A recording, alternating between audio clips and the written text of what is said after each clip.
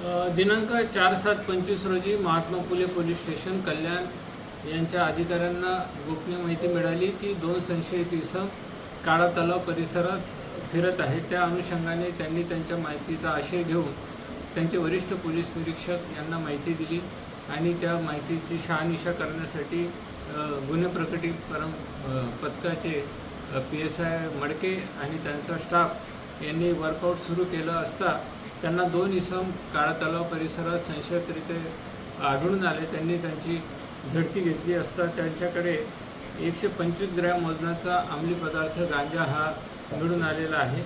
त्या जवळपास त्यांचे 5 किलो इतकं वजन आहे त्याचं आणि त्याची बाजार किंमत 1 लाखाच्या वर आहे।